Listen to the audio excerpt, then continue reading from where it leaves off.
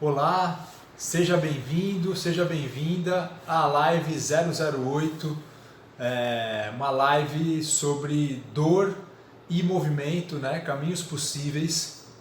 Eu convidei o professor Marcos Vinícius para estar fazendo essa live, né, aqui com a gente. E foi uma live muito bacana, muito proveitosa. Você vai acompanhar agora aí todo o conteúdo dessa live. E eu estou gravando esse vídeo porque a gente teve um probleminha inicial, né? Logo que a gente começou a live, ela caiu e eu não consegui recuperar esse material inicial. Então eu vou gravar esse vídeo, né?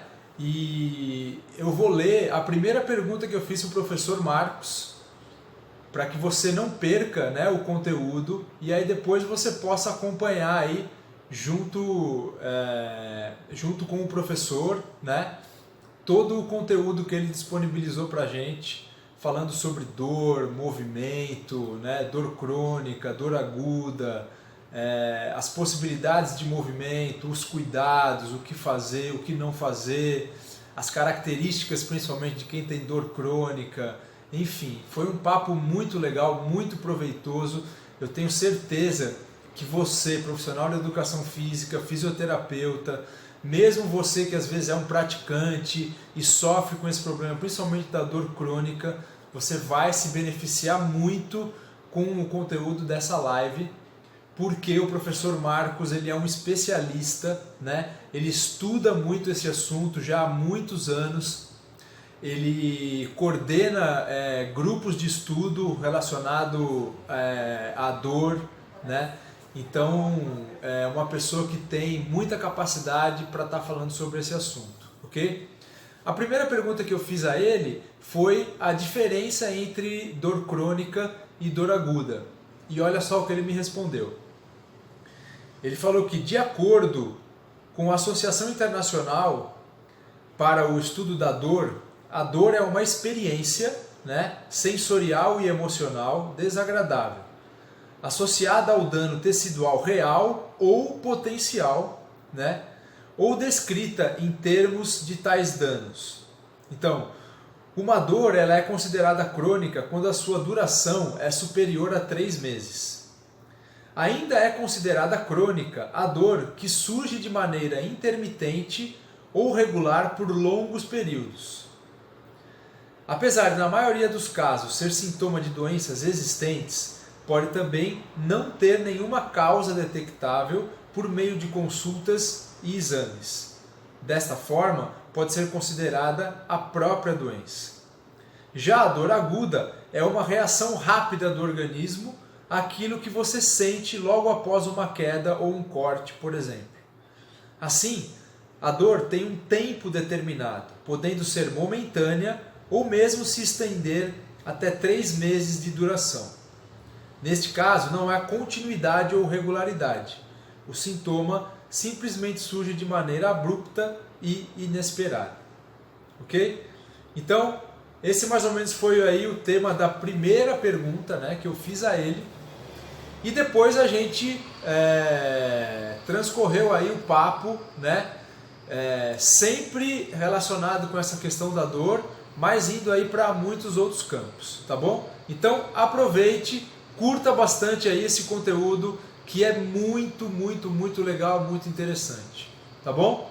Depois deixa um comentário aí se você gostou ou não para mim e vamos juntos. Valeu, um abração. Eu sou o Alex Luzzi, professor de Pilates Clássico da escola Taiken e toda quinta-feira eu faço uma live às 9h30 da noite, né? Sempre com temas relacionados ao Pilates, tá bom?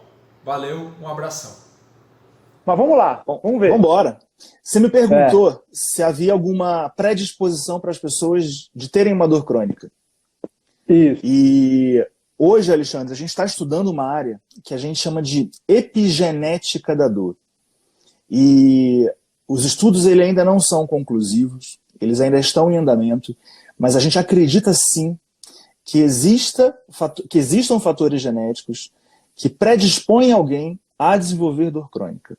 Então isso é um mecanismo associado.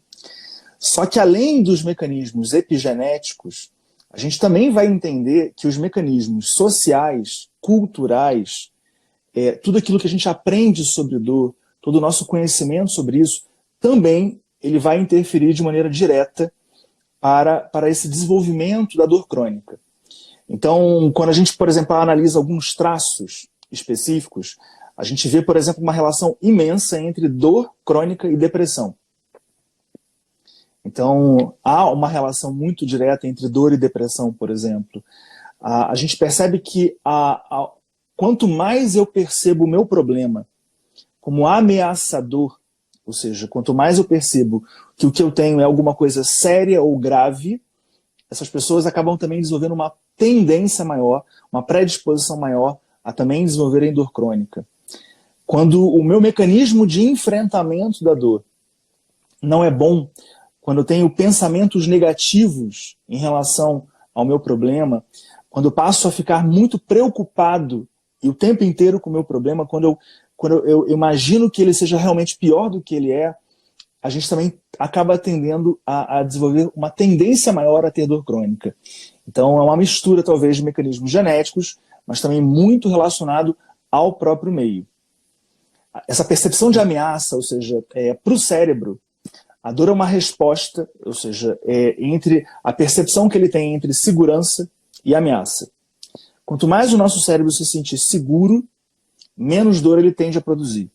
Quanto mais ele se sentir ameaçado, mais dor ele tende a produzir. Isso é só um dos mecanismos envolvidos com isso. Certo. Agora, Marcos, me fala uma coisa. Como que o movimento ele vai entrar nessa história? Ou seja, hoje a literatura científica, o que ela fala exatamente sobre as possibilidades, na verdade, de uma neuromodulação, né, por meio da atividade física? O que se tem em relação a isso?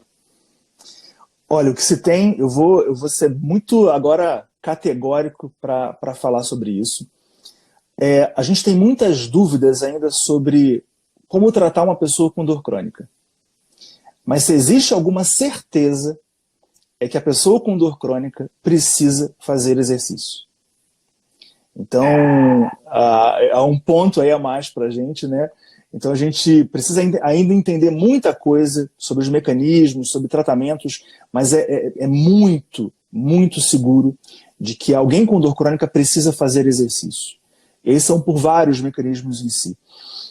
Como a gente falou, o corpo dela está muito sensibilizado. Então os limiares de dor, eles estão muito baixos. Qualquer coisa é suficiente para produzir dor. E a melhor maneira que a gente encontra até hoje de regular esse limiar de dor, ou seja, tornar esse limiar mais alto novamente, é através da ativação de um mecanismo que é interno. Ou seja, a gente precisa estimular vias modulatórias de dor, e aí eu estou falando de uma via que é ascendente e outra via que é descendente, e a gente precisa liberar opioides endógenos, ou seja, a gente precisa fazer com que o nosso corpo acione a sua farmácia natural para fazer cair na corrente sanguínea, cair na nossa circulação, elementos que nos dão prazer e que são capazes de aliviar essa dor. Então a gente tem um grande ponto, né, nesse aspecto, que é entender que uma pessoa com dor crônica precisa de movimento, ela precisa de exercício. Agora talvez o ponto fundamental que a gente precisa entender agora a gente tem que entender a dose desse exercício. E eu falo Essa isso porque... era a próxima pergunta que eu ia te fazer. A próxima pergunta?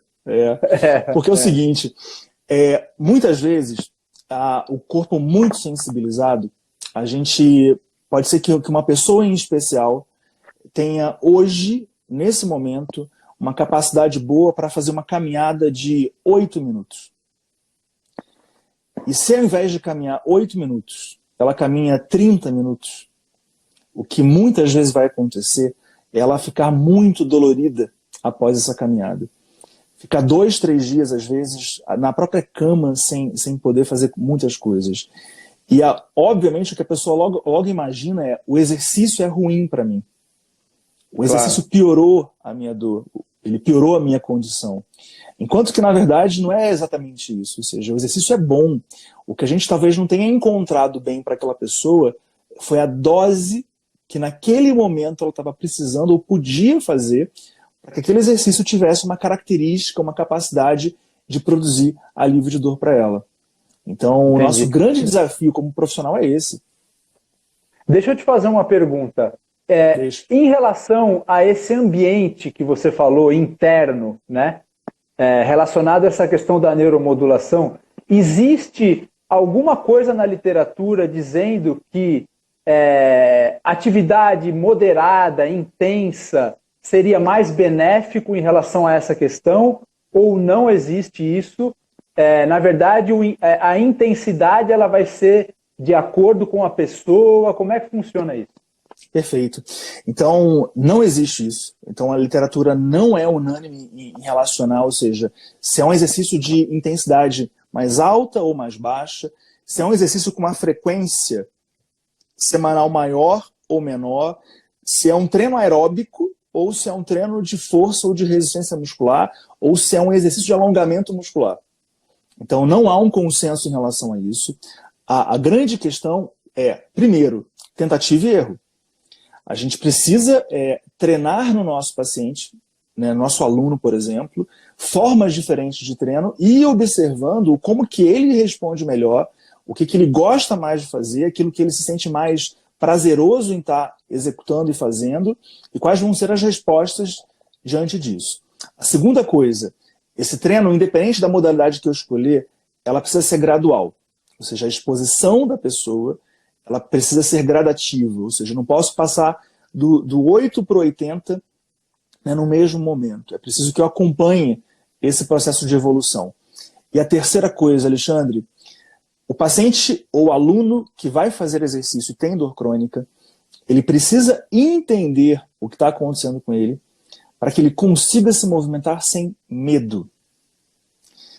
Independente do que ele for fazer, se ele estiver se movimentando com medo ou achando que aquele exercício vai fazer mal para ele, vai ser prejudicial para ele, ele começa a acionar mecanismos de proteção cerebral que fazem com que realmente o exercício acabe se tornando para ele hiperalgésico.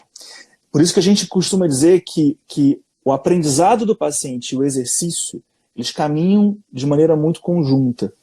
Então, eu fazer com que ele entenda que mesmo com dor, ele não está machucado, que mesmo com dor, ele pode se movimentar e fazer com que ele se movimente sem medo, sem receio de fazer isso, isso é de fato assim, uma das coisas mais poderosas para que ele obtenha um benefício com o exercício. Marco, já que a gente entrou nessa questão, já mais nessa área relacionada à questão do movimento, eu gostaria de pontuar com você uma coisa mais relacionada até um pouco com a área do Pilates, né? Claro.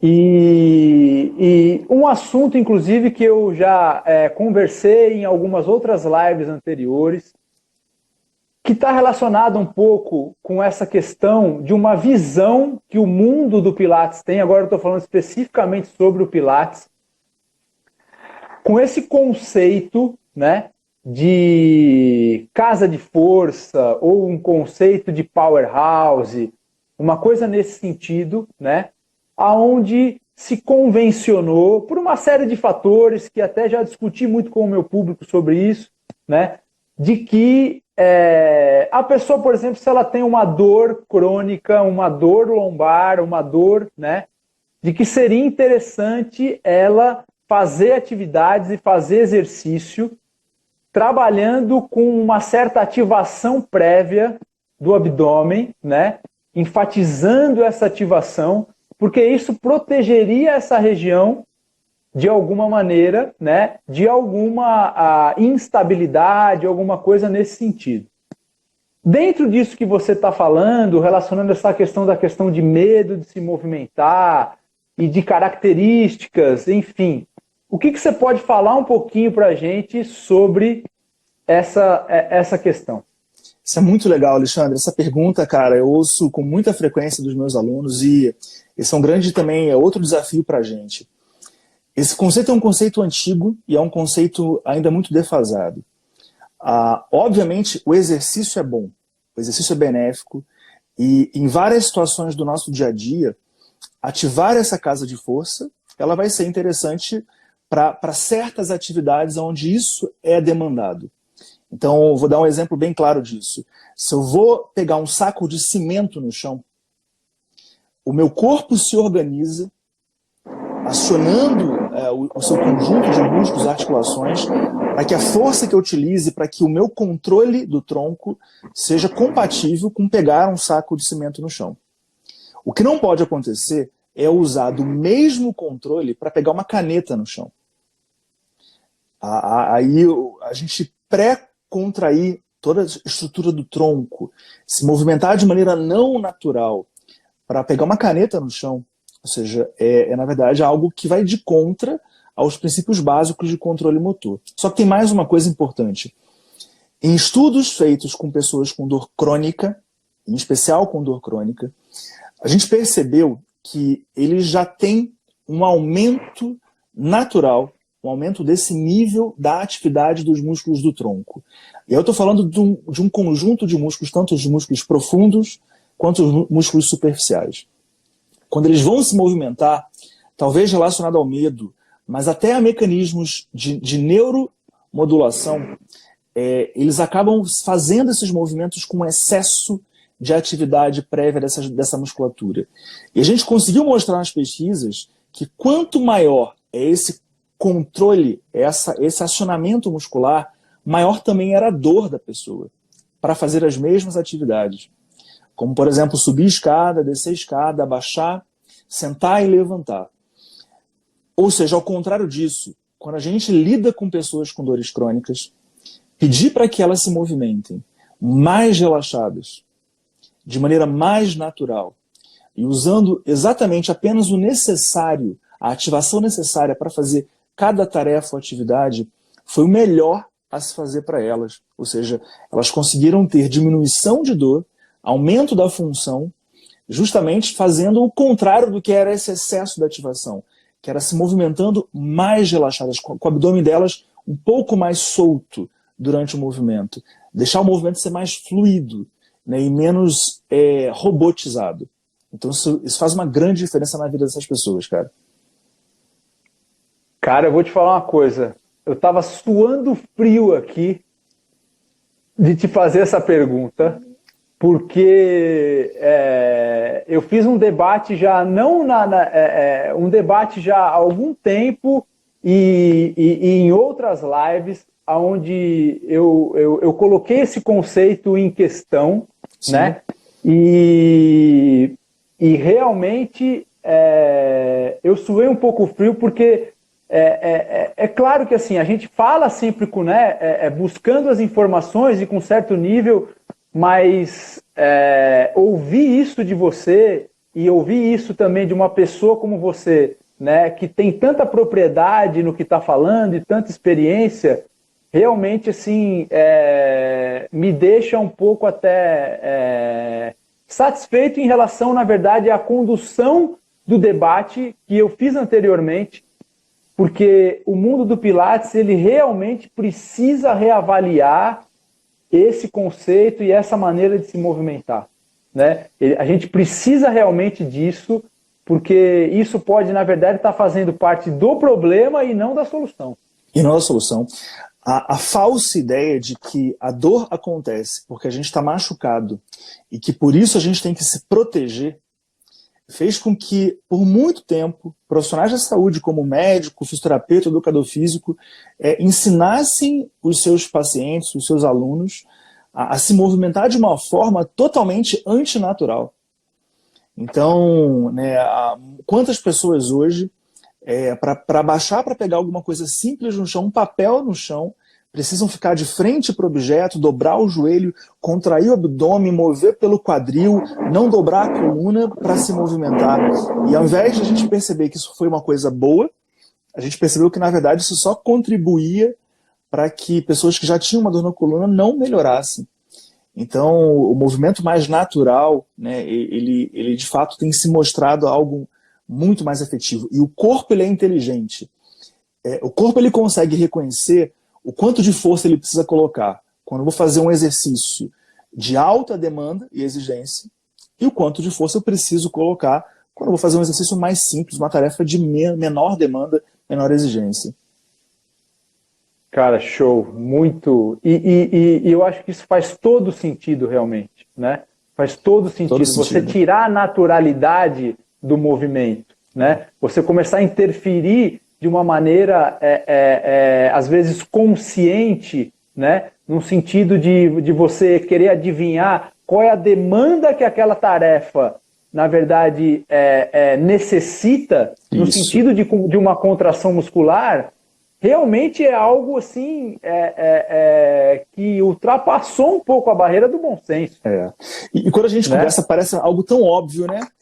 Que já deveria estar sendo... Exatamente. Ô Marco, deixa eu te fazer uma pergunta aqui que uma aluna mandou. Ela fez a seguinte pergunta. Ela falou assim, ó, quando um aluno chega com um quadro de inflamação aguda, o movimento especificamente falando do Pilates, ele pode ser indicado? E se sim, em que condições? Muito legal. Lembra então que quando a gente falar de uma dor aguda, a gente está falando em geral de uma dor que está associada a um mecanismo de lesão. Então eu posso ter ali uma lesão, eu posso ter uma inflamação.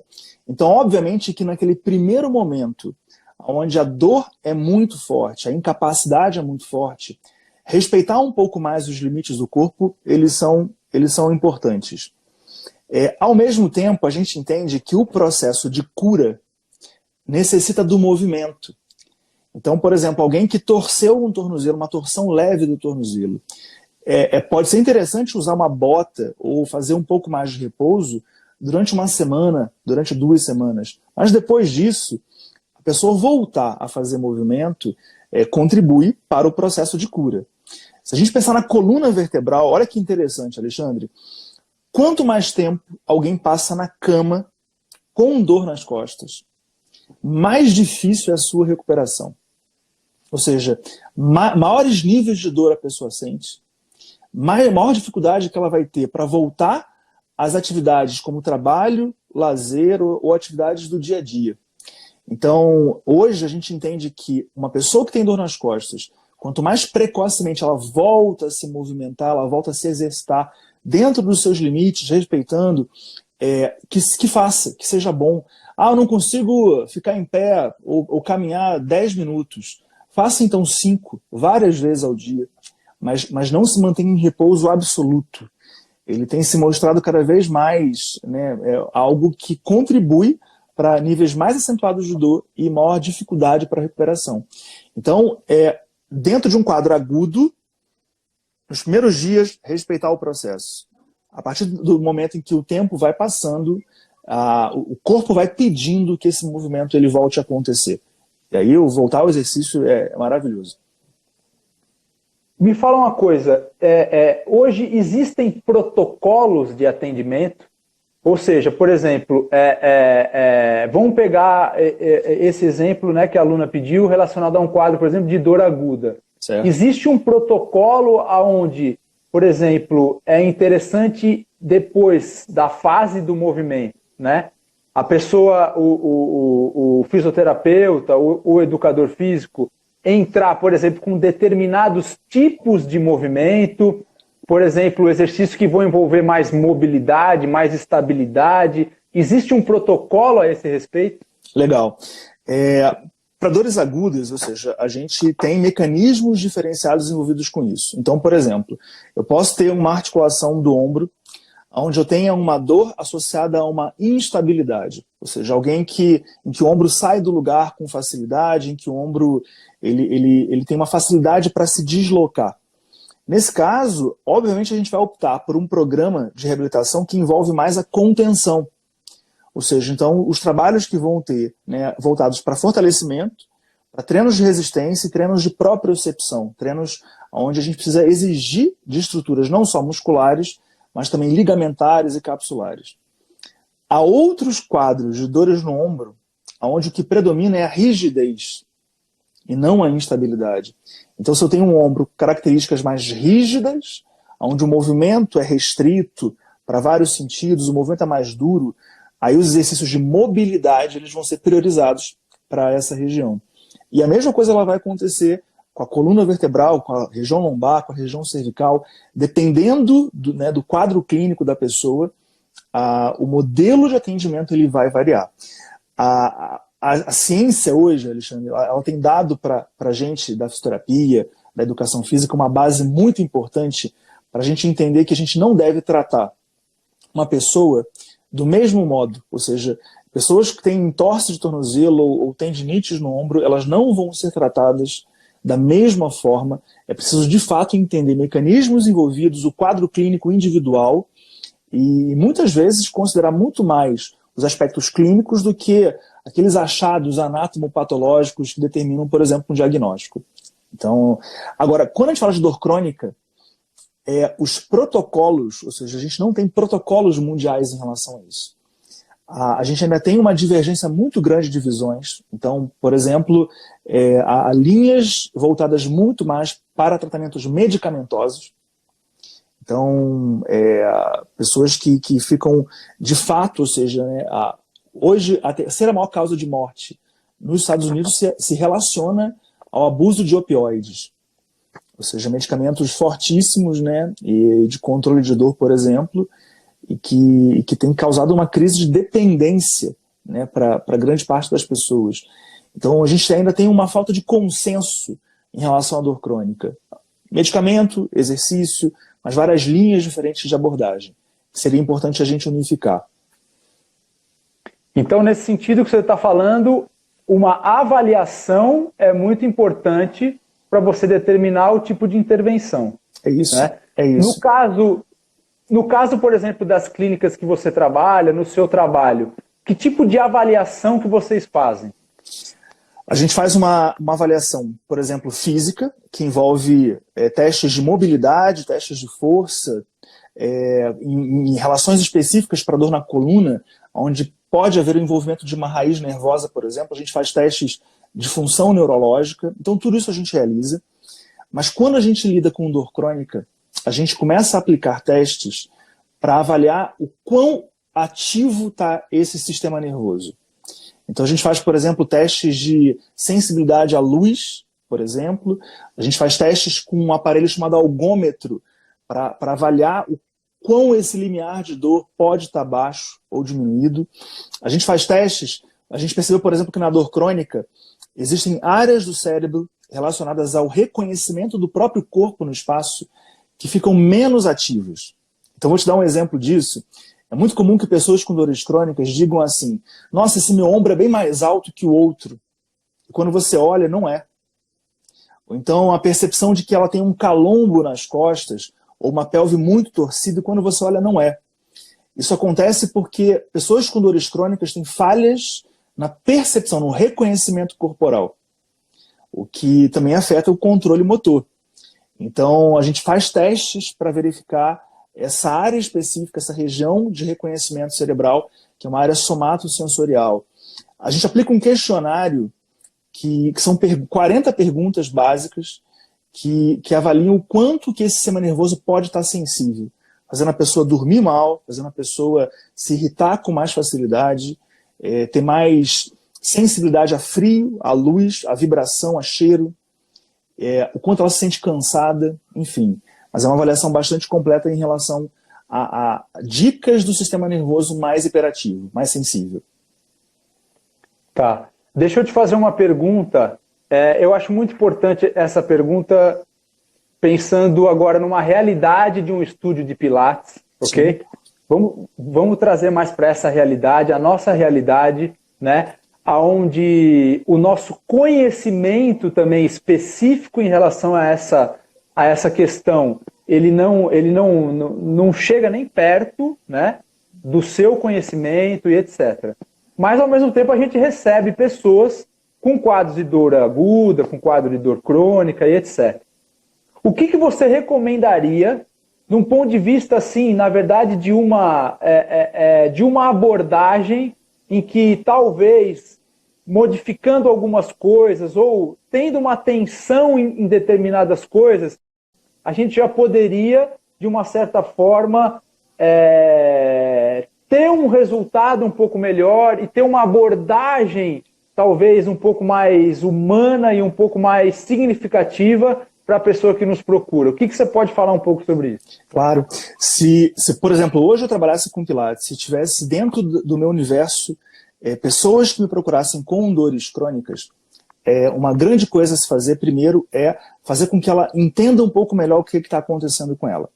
Então, se ela começar a dissociar a ideia de que a dor tem a ver com a lesão tecidual e pensar mais na dor como resultado de um sistema nervoso mais alterado, a gente tem como direcionar melhor as coisas e aí focar menos na região que dói.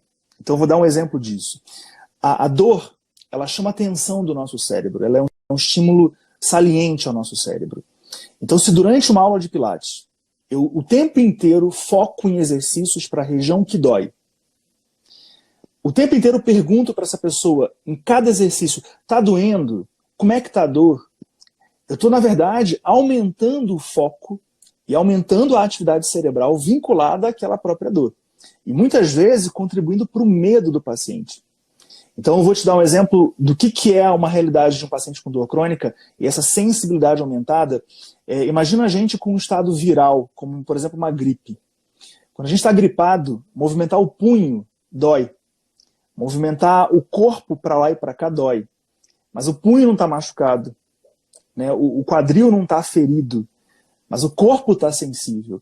Então, a gente poder tirar o foco da região de dor, quando a gente fala de dor crônica, aumentar as percepções de segurança para a pessoa, ou seja, incentivando o exercício, mostrando que ela é capaz, que ela pode fazer o exercício, e são exercícios mais gerais do que focados na região de dor, e não valorizando demais aquela região que dói, a gente está fazendo um grande bem para esse nosso aluno, um grande benefício para esse nosso aluno. Então, muito dos nossos conceitos como professor, como terapeuta, precisam mudar, para que a gente também não tenha medo de trabalhar com esse cara, e, obviamente, ele também trabalhando com menos medo e com mais autonomia, de maneira mais global, ele também vai se beneficiar muito mais dessa prática do exercício como um todo. Então, a mudança de foco muito é muito legal importante. Isso.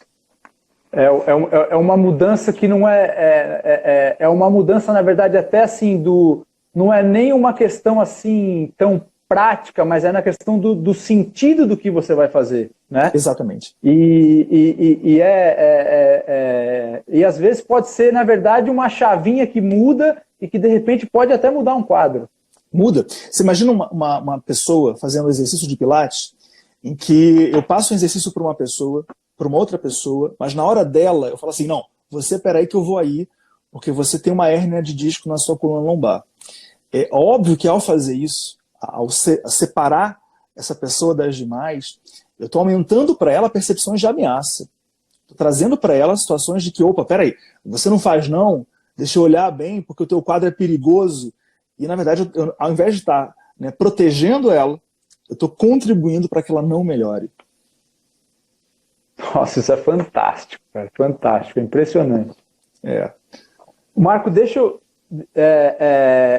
eu vi aqui que algumas pessoas estão abordando muito essa questão aqui nos comentários.